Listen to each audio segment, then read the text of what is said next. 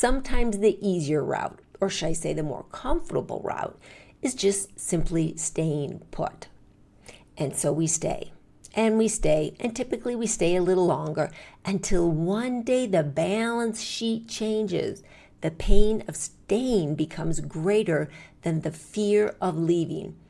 Or maybe the excitement of something new becomes greater than the comfort of what we already know.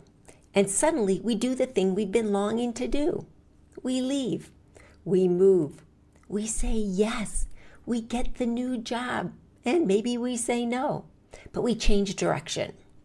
Which makes me wonder, were we really incapable of changing before that moment? Or were we simply waiting until the cost-benefit ratio tipped far enough to make the unknown worth the risk? Because those two are very different things. One says, I don't know how to change. The other says, I haven't decided if it's worth changing yet. And that's the first layer I think we need to peel back. Maybe you're not incapable. Maybe you're not stuck. Maybe some part of you is still balancing the books. But even when that balance tips and we finally decide to change, there's still another fear waiting for us. We call it starting over. And those two words carry a lot of baggage. Starting over. Back to zero.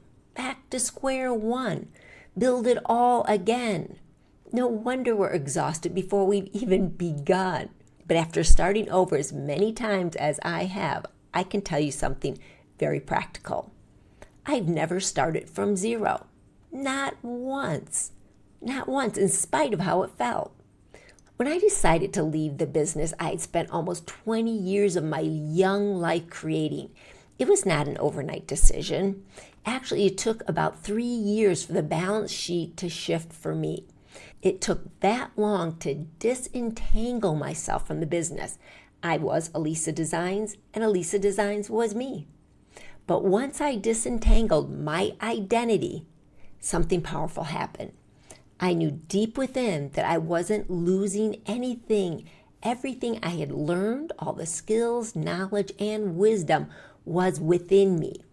The only thing changing was the outside. I wasn't losing what was most important. I wasn't losing my ability to create. I wasn't losing 20 years of experience. I was still me. And for the first time, I understood something in a very practical way. I was safe in me.